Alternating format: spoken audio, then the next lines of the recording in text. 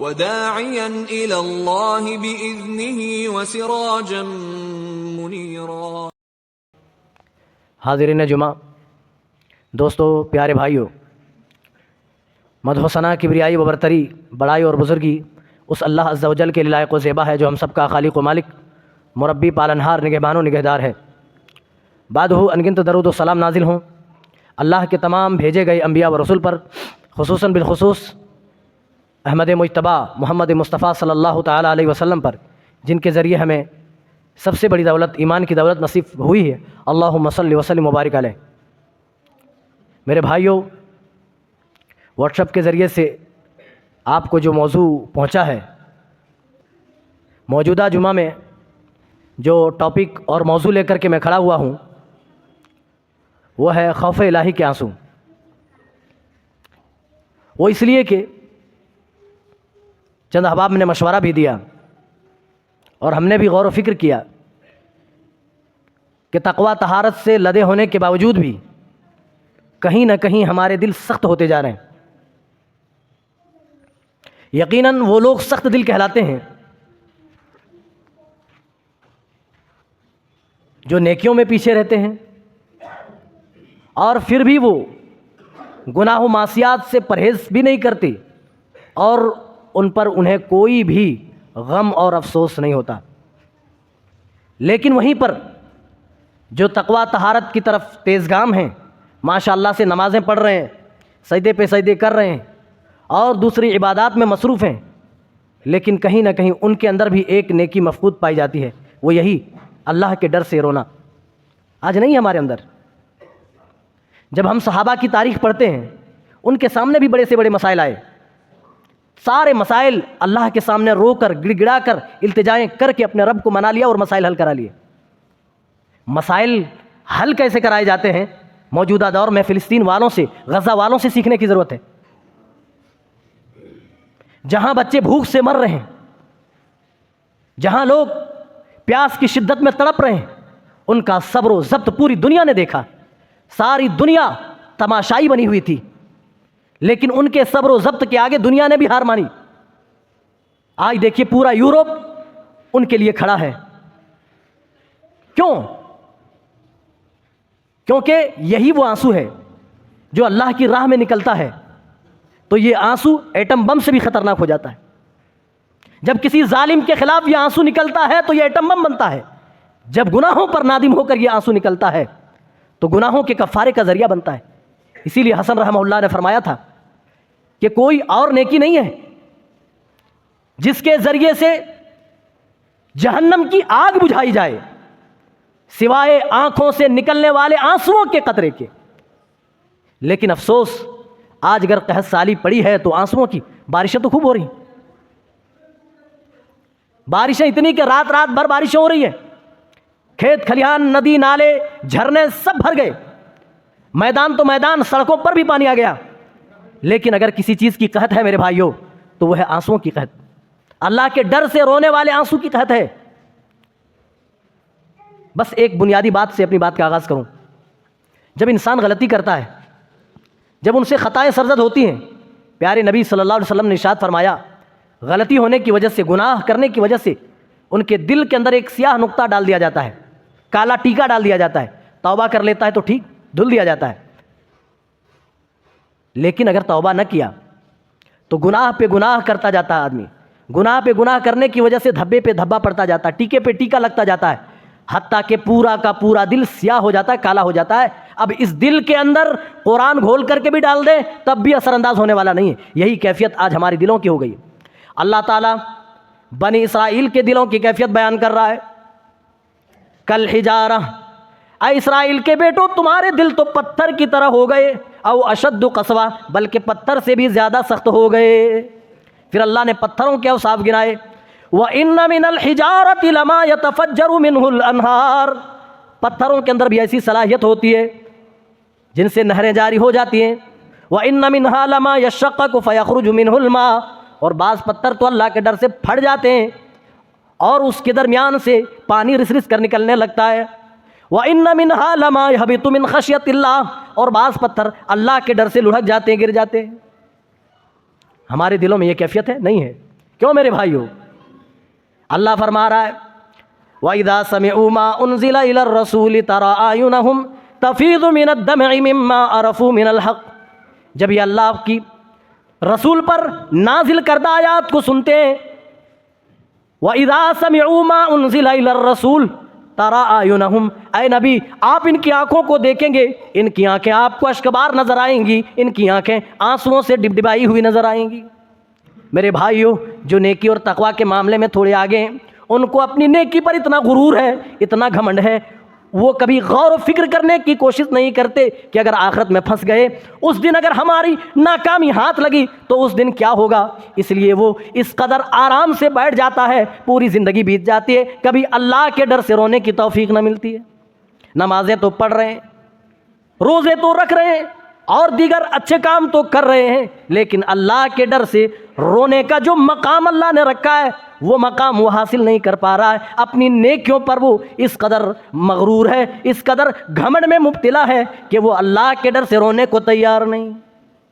جو گناہگار ہیں، جو معصیات میں ڈوبے، ان کی بات تو چھوڑ دیجیے، نیکیوں اور تقوی طہارت میں جو آگے ہیں ان کا یہ مسئلہ بنتا جا رہا ہے۔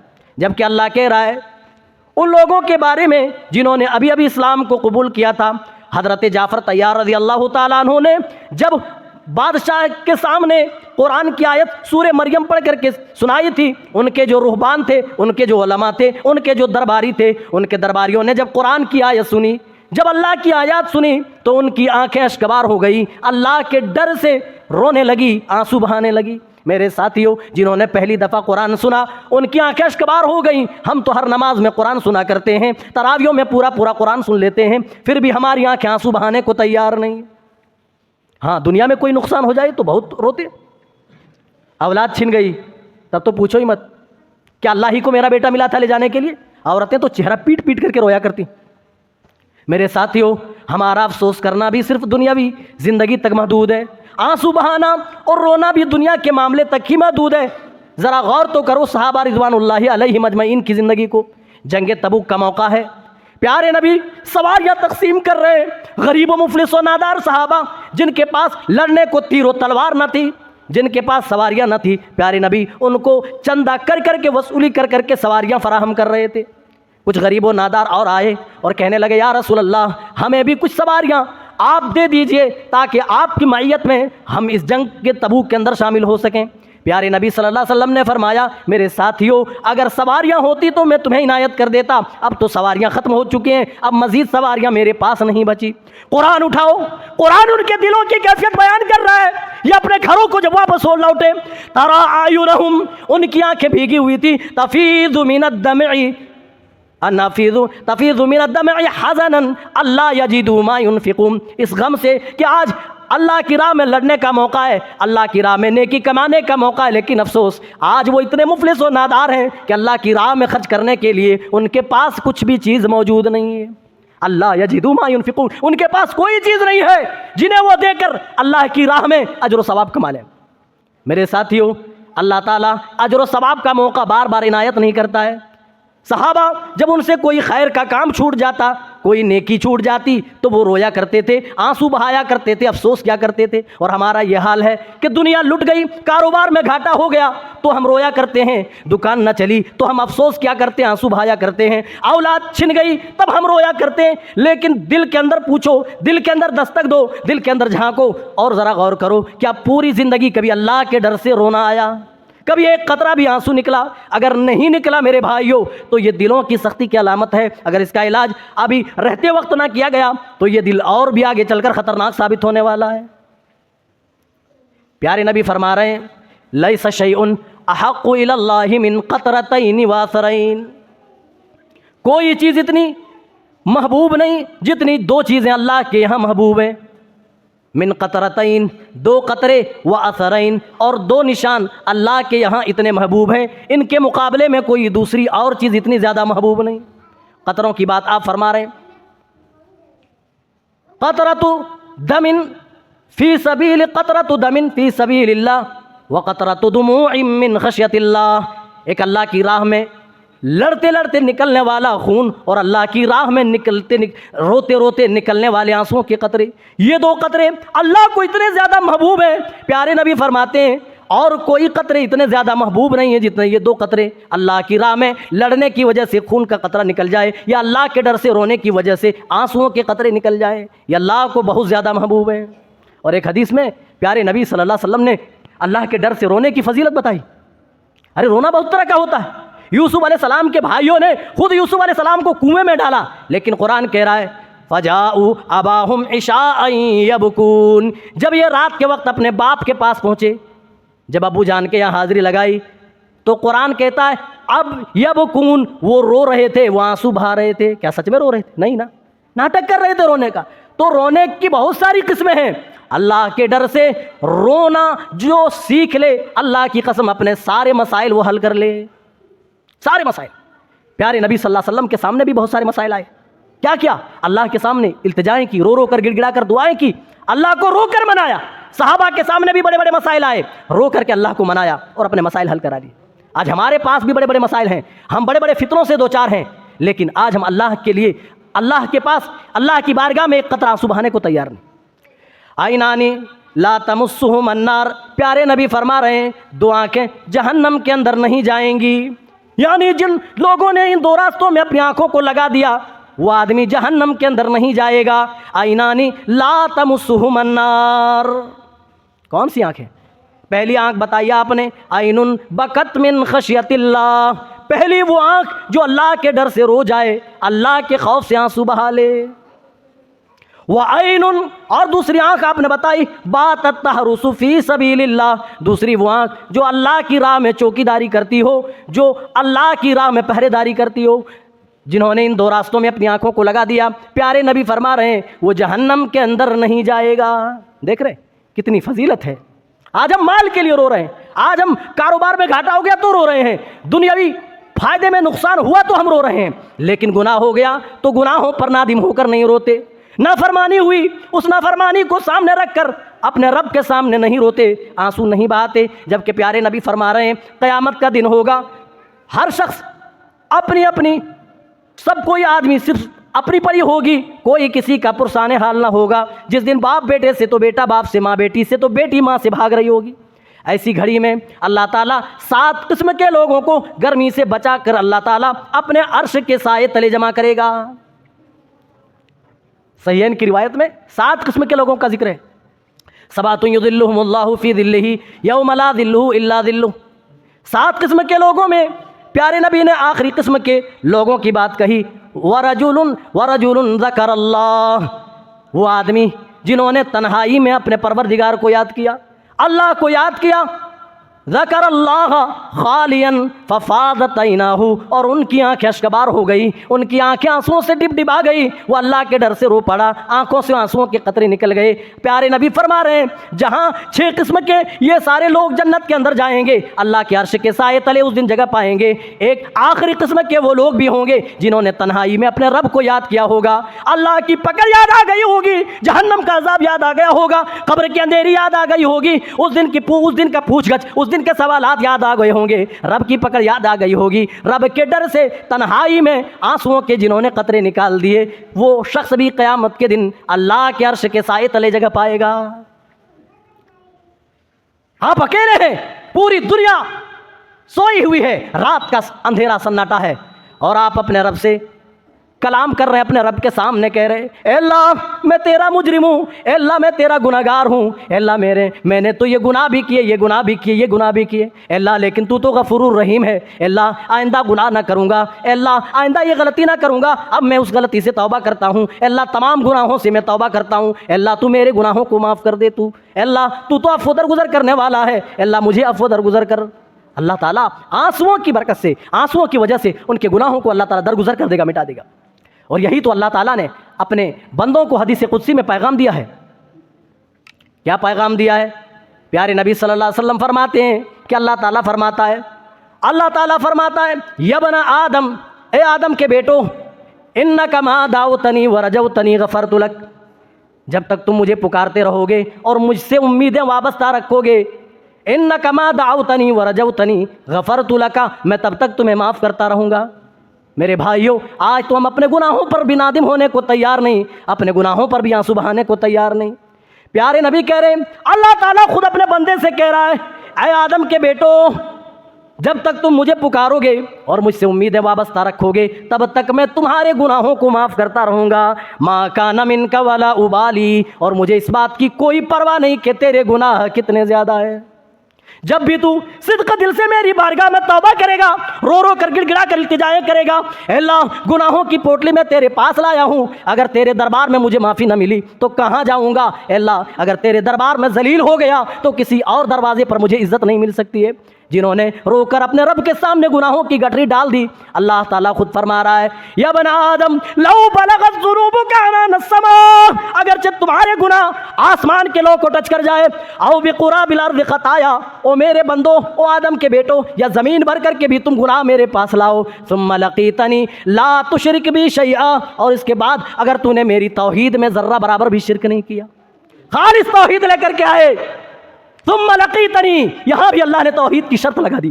میرے ساتھیوں، لاکھ آپ نیک ہوں، لاکھ نیکیاں آپ کے پاس ہوں، اگر توحید کی امانت نہیں ہے تو یاد رکھو یہ نیکیاں اس دن نہیں بچا سکتی ہیں. اسی لیے ہر معاملے میں اللہ نے بتایا کہ دیکھو سب سے بڑی امانت توحید کی امانت ہے. رسول اللہ نے یہی تعلیم دی، سب سے بڑی امانت توحید کی امانت ہے. اس کو سینے سے لگا لو، دنیا و آخرت دونوں جگہ کامیاب ہو جاؤ گے.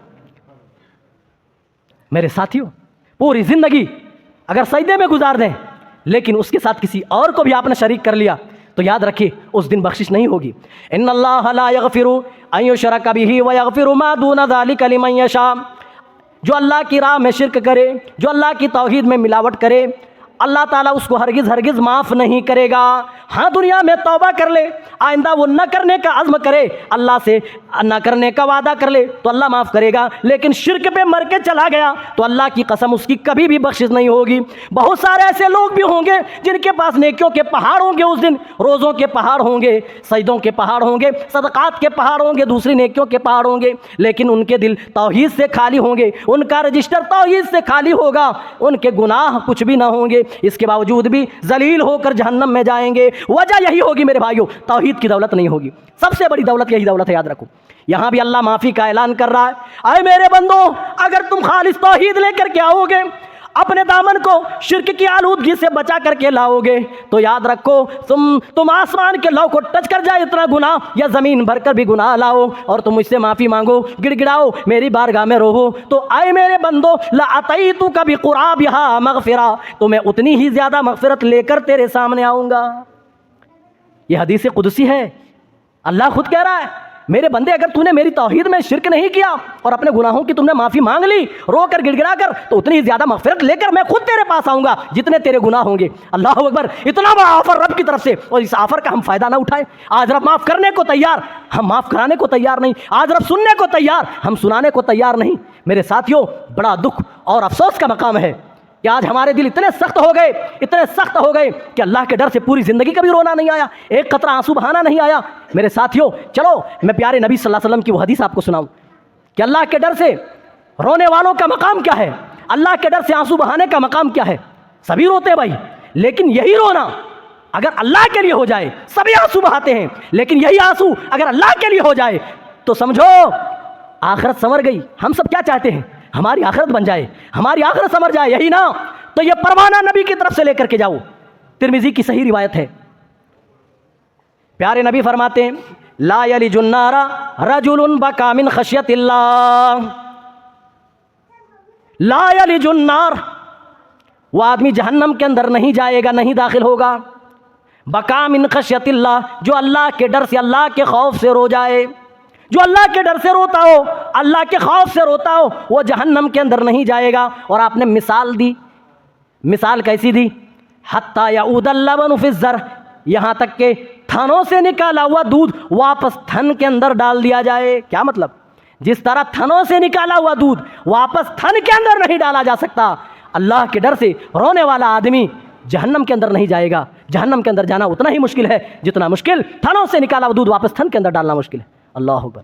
پھر آپ آگے اسی حدیث میں فرما رہے ہیں وَلَا يَجْتَمِعُ غُبَارٌ فِي سَبِيلِ اللَّهِ وَدُخَانُ جَهَنَّمَ، اور یاد رکھو جہنم کا دھواں اور میدان جنگ میں اڑنے والے گرد و غبار، یہ دونوں چیزیں آپس میں یکجا نہیں ہو سکتی ہیں، آپس میں جمع نہیں ہو سکتی ہیں.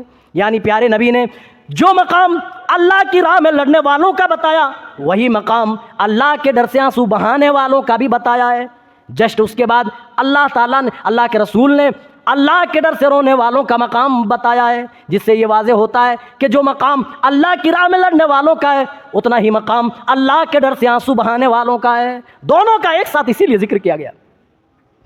حضرت عبداللہ ابن عباس رضی اللہ تعالیٰ عنہ فرماتے ہیں، خطب رسول اللہ صلی اللہ علیہ وسلم خطبتاً، پیارے نبی صلی اللہ علیہ وسلم نے ہمارے درمیان ایک مرتبہ خطبہ دیا، اور خطبہ کیسا تھا؟ خود خطبے کے بارے میں تبصرہ کرتے ہوئے فرماتے ہیں، ما سمعت مثلھا قط، ایسا خطبہ تھا، ایسی ایسی باتیں اور ایسی نصیحتیں تھیں، ما سمعت مثلھا قط، ہم نے اس سے پہلے کسی سے بھی ایسا خطبہ نہیں سنا تھا۔ آپ خطبے میں کیا کہہ رہے تھے؟ لو تعلمون ما اعلم، اے میرے ساتھیو جو میں جانتا ہوں وہ تم جان لو، جو میں جانتا ہوں وہ تم جان لو، لضحکتم قلیلا، تو دنیا میں تم ہنسو گے کم، وَلَبَكَيْتُمْ كَثِيرًا، اور تم روو گے زیادہ، یعنی جو میں جانتا ہوں وہ تم جان لو تو تم دنیا میں ہنسو گے کم اور روو گے زیادہ۔ میرے ساتھیو آج ہمارا کیا حال ہے؟ آج ہمیں ہنسی نہیں آتی، پہلے تو ہم خود منہ پھاڑ پھاڑ کر کے ہنسا کرتے ہیں، اور جب ہنسی پھر بھی نہیں آتی، ہنسی کے سارے ذرائع جب ختم ہو جاتے، ہم کامیڈیز کے ویڈیوز دیکھ دیکھ کر کے ہنسا کرتے ہیں۔ اور پیارے نبی اپنے صحابہ سے کہہ رہے ہیں، جو میں جانتا ہوں وہ تم جان لو، اے میرے نبی، اے میرے ساتھیو تو دنیا میں تم ہنسو گے کم اور روو گے زیادہ۔ نبی کے صحابہ نے جب نبی سے یہ فرمان سنا، نبی سے یہ بات سنی، میرے ساتھیو کہنے والی ذات کون ہے وہ دیکھو، اور جس سے کہا جا رہا ہے صحابہ کرام کی جماعت کو بھی دیکھو، کہنے والی ذات معصوم ہے، تمام امت کا یہ متفقہ عقیدہ ہے، قد غفر لہ ما تقدم من ذنبہ وما تاخر، آپ کے اگلے پچھلے سارے گناہ معاف کر دیے گئے۔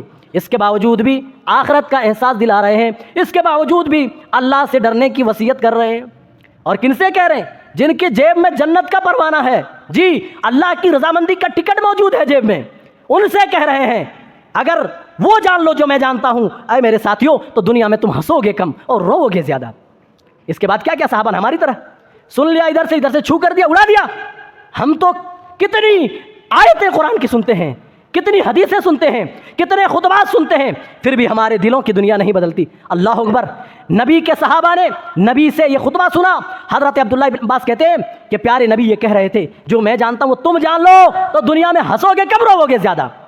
فَغَطَّى أَصْحَابُ رَسُولِ اللَّهِ صلی اللہ علیہ وسلم وَهُمْ خَنِينَ، تمام صحابہ نے اپنے اپنے سروں پر چادریں ڈال لی، اپنا رونا چھپانے کے لیے کہ لوگوں پر یہ رونا ظاہر نہ ہو۔ لیکن خنین کا یہ لفظ بتاتا ہے نبی کا فرمان سننے کے بعد نبی کے صحابہ خاموش نہیں بیٹھے، بلکہ اللہ کے ڈر سے، اللہ کے خوف سے، اس دن کی پکڑ سے آنسو بہانے لگے، رونے لگے۔ خنین کہتے ہیں جب آدمی روتے ہوئے ناک سے آوازیں جو نکالتا ہے، سسکیاں جو لیتا ہے، سسکیاں لیتے ہوئے جو آوازیں آتی اس کے لیے خنین کا لفظ بولا جاتا ہے۔ تو خنین کا یہ جملہ بتاتا ہے صحابہ نے اپنے سروں پر چادریں تو ڈال لی، لیکن خنین جو ناک سے آوازیں جو نکل رہی تھی وہ آوازیں بتا رہی تھی نبی کا فرمان سننے کے بعد نبی کے صحابہ خاموش نہیں بیٹھے، نبی کی بات کو نہیں بھلایا، بلکہ فوراً اللہ کے ڈر سے رونا شروع کر دیے، اپنے سروں پر چادریں ڈال لی۔ آج ہمارا کیا حال ہے؟ میرے ساتھیوں دیکھو، کسی طرح اگر قبرستان بھی ہم پہنچ جاتے ہیں تو وہاں بھی کچھ ایسے لوگ ملتے ہیں جو وہاں پر بھی ہنسی مذاق کرتے نظر آتے ہیں۔ کتنے ایسے لوگ ہوں گے جنہوں نے اپنے ہاتھوں سے مردے دفنائے ہوں گے، اپنے ہاتھوں سے نیچے اتارے ہوں گے۔ ہم میں سے کتنے ایسے لوگ ہوں گے جنہوں نے میت کو کندھا تک دیا ہوگا؟ کیا کندھا دیتے وقت دل میں یہ خیال آیا کہ اپنا بھی نمبر آنے والا ہے؟ کتنے ہم میں سے ایسے لوگ ہوں گے جنہوں نے اپنے ہاتھوں سے میت کو غسل دیا ہوگا؟ دل پر ہاتھ رکھ کر کے پوچھو، غسل دیتے وقت کبھی خیال آیا کہ ہمیں بھی ایک دن کوئی غسل دے گا، کوئی نہلائے گا، ہمارے ہاتھوں میں طاقت نہیں رہے گی؟ اور ہم میں سے اکثر لوگ ایسے ہوں گے جنہوں نے میت کو کندھوں کا سہارا دیا ہوگا اور دے کر قبرستان تک پہنچایا ہوگا۔ میت کو کندھا دیتے وقت کبھی خیال آیا کہ ایک دن ہم بھی مریں گے، اسی طرح ہمیں بھی کفنایا جائے گا، نہلایا جائے گا، اور پھر 4 کندھوں کا سہارا دے کر قبرستان تک پہنچایا جائے گا؟ کبھی احساس ہوا؟ اگر نہیں ہوا تو اللہ کی قسم یہ دل مر چکا ہے، اور دل مر جائے تو ایک ہی علاج ہے، اللہ کا ذکر، الا بذکر اللہ تطمئن القلوب۔ اس کے علاوہ موبائل میں گھنٹوں گھنٹوں بتانے سے دل کا لاک نہیں کھلتا، چائے کی دکانوں پر چائے کی چسکیاں لیتے ہوئے مزے کرو، اس سے دل کا لاک نہیں کھلتا، نمازوں سے غفلت، اس سے دل کا لاک نہیں کھلتا، مسجدوں سے دور، اس سے دل کا لاک نہیں کھلتا۔ دل کا لاک کھلے گا اللہ کے ذکر سے، اللہ کی بارگاہ میں رونے سے، اللہ کی بارگاہ میں آنسو بہانے سے۔ کبھی خیال نہیں آیا؟ ایک حدیث پڑھ کر بات، چونکہ وقت ہو چکا، بات میں ختم کر رہا ہوں۔ ابن ماجہ کی صحیح روایت ہے، حضرت برا ابن عازب رضی اللہ تعالیٰ عنہ حدیث کے راوی کہتے کنہ جنازتن مع رسول اللہ صلی اللہ علیہ وسلم، ہم لوگ رسول اللہ صلی اللہ علیہ وسلم کے ساتھ ایک جنازے میں، پیارے نبی صلی اللہ علیہ وسلم قبر کے گرد بیٹھ گئے، کنہ نجلس علی شقیر القبر، قبر کے کنارے آپ بیٹھ گئے اور آپ نے اپنا سر نیچے کر لیا اور سر نیچے کر کے آپ زار و قطار رونے لگے۔ نبی کو روتے ہوئے دیکھ کر صحابہ بھی زار و قطار رو رہے ہیں، آنسو بہا رہے ہیں، کسی میں پوچھنے کی ہمت نہیں ہے کہ اللہ کے رسول کیوں رو رہے ہیں، کیوں آنسو بہا رہے ہیں۔ میرے ساتھیوں یہاں بھی وہی کہوں گا، کہنے والی ذات معصوم ہے، نصیحت کرنے والی ذات معصوم ہے، آنسو بہانے والی ذات معصوم ہے۔ پیارے نبی کے سارے اگلے پچھلے گناہ معاف کر دیے گئے، لیکن قبر کے پاس بیٹھ کر آنسو بہا رہے ہیں۔ اور حضرت برا ابن عازب کہتے ہیں پیارے نبی اس دن اتنا روئے حتی بلت ثرا، یہاں تک کہ سامنے والی مٹی بھیگ گئی۔ میرے ساتھیوں آج تم قبرستان بھی جاتے ہو تو وہاں بھی ہنسی ٹٹا مذاق کرتے ہو، وہاں بھی کچھ لوگ ایسے مل جاتے ہیں جو انسٹاگرام اور فیس بک کھیلتے ہیں۔ کتنے ایسے قبر کھودنے والوں کے فوٹو سامنے آ گئے، قبر کھودتے ہوئے انہوں نے سیلفی لی، اس کے ضمیر نے کیسے گوارا کر لیا، مردے کو دفناتے ہوئے انہوں نے سیلفی لی، کیسے اس کے ضمیر نے گوارا کیا۔ میرے ساتھیوں یہ اس لیے گوارا کیا کہ ان کے دل میں اللہ کا ڈر ذرہ برابر نہیں رہا، اللہ کے پاس اٹھ کر جانے کا خیال ان کے دل سے اتر چکا ہے، نکل چکا ہے، اس لیے یہ سارے کام وہ انجام دے رہے ہیں۔ ورنہ اللہ کا ڈر جس کے سینے میں ہو وہ ایسی حرکت کبھی بھی نہیں کر سکتا ہے۔ ارے یہ عبرت کی جگہ ہے، اگر ٹوٹی پھوٹی قبریں دیکھنے کے بعد بھی تمہارے دل کی دنیا نہ بدلے، اگر بوسیدہ ہڈیاں دیکھنے کے بعد بھی تمہارے دل کے اندر کوئی حرکت نہ آئے، تو اللہ کی قسم یہ دل کے فوت ہو جانے کی علامت ہے، دل کے خراب ہو جانے کی علامت ہے۔ میرے ساتھیوں ذرا غور تو کرو ہمارے دل کس حد تک خراب ہو چکے ہیں۔ کبھی ہم تو قبروں کی زیارت کرتے نہیں کہ اپنی آخرت یاد کریں، اگر کسی کی میت کے لیے دفنانے کے لیے ہم چلے بھی جائیں تو وہاں بھی اپنی باتوں میں مشغول رہتے ہیں، کوئی فون پر بات کر رہا ہے، کوئی میٹنگ کر رہا ہے، کوئی دنیا کی باتوں میں مصروف ہے، کوئی کاروبار کے بارے میں چرچے کر رہا ہے، کوئی کچھ کر رہا ہے، کوئی کچھ کر رہا ہے، کسی کو اتنی فرصت نہیں کہ قبر میں پڑی بوسیدہ ہڈیاں وہ دیکھے اور وہ غور کرے اور دیکھے کہ یہ کل تک ہمارے طرح تھے اور آج یہ مٹی میں مل گئے۔ میرے ساتھیوں کرونا کال زیادہ دن نہیں بیتے، یاد تو کرو کتنے ایسے لوگ تھے جو ہمارے آپ کے ساتھ چلا کرتے تھے، پھرا کرتے تھے، آج وہ دنیا میں نہیں ہیں۔ کتنے ایسوں کو لگتا تھا کہ وہ دنیا سے نہیں جائیں گے، ابھی تو وہ جوان ہیں، ان کے پاس تو ابھی جوانی کا جوش ہے، وہ دنیا چھوڑ کر نہیں جائیں گے۔ کیا اللہ نے سبق نہیں سکھایا چھوٹے وائرس کے ذریعے سے، اور وہ منو من مٹی کے اندر مدفون ہو گئے۔ میرے ساتھیوں قبر یہ عبرت کی جگہ ہے، اگر ٹوٹی پھوٹی قبریں دیکھنے کے بعد بھی ہماری دل کی دنیا نہ بدلے، اللہ کی قسم کوئی اور جگہ نہیں جہاں ہمارے دلوں کی دنیا بدل سکتی ہے۔ پیارے نبی اپنے صحابہ سے کہہ رہے ہیں، پیارے نبی سے پوچھا گیا آپ اتنا کیوں رو رہے ہیں، آپ کیوں آنسو بہا رہے ہیں؟ پیارے نبی نے جانتے ہو میرے بھائیوں کیا جواب دیا؟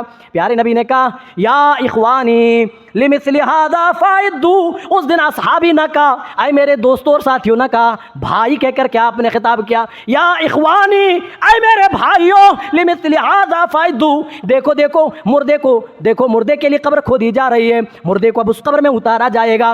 دیکھ لو میرے ساتھیوں، ہم میں تم میں سے ہر ایک کے ساتھ یہ معاملہ ہوگا، جب بھی کوئی مرے گا اس کو اسی طرح نہلایا جائے گا، اسی طرح کفن پہنایا جائے گا، اسی طرح خوشبو میں بسایا جائے گا، اسی طرح چار کندھوں کا سہارا دے کر قبرستان تک پہنچایا جائے گا۔ پھر وہ لمحہ بھی آئے گا جب لوگ پکڑ کر قبر کے اندر ڈال دیں گے، اوپر سے منو من مٹی ڈال کر کے دفنا کر کے لوگ چلے جائیں گے، اعزاء اقارب، کیا رشتہ دار، کیا اپنا کیا پرایا، سبھی چھوڑ کر کے چلے جائیں گے۔ پیارے نبی کہہ رہے ہیں اے میرے بھائیوں یہاں آنے سے پہلے یہاں کی تیاری کر لینا۔ میرے نبی اور میرے نبی کے صحابہ جب اپنی موت یاد کرتے ہیں تو موت کو یاد کر کے رویا کرتے ہیں، آنسو بہایا کرتے ہیں۔ ہم کسی کی موت پر بھی جائیں تو وہاں بھی آنسو نہ نکلے، وہاں بھی رونے کی کوشش نہ کریں، وہاں بھی ہم ایک دوسرے سے ہنسی اور مذاق سے کام لیں۔ ذرا غور کرو میرے بھائیوں کس حد تک ہمارا ضمیر مر چکا ہے، ہمارے دل سخت ہو گئے ہیں۔ ضرورت ہے اپنے دلوں کے اندر رقت و پسیدگی لانے کی۔ اللہ سے دعا کرو اور مسجدوں سے رشتہ جوڑو، قرآن پاک کی تلاوت کرو، ذکر و اذکار کی مجلسوں میں شرکت کرو، قبر میں جا کر قبر کی زیارت کرو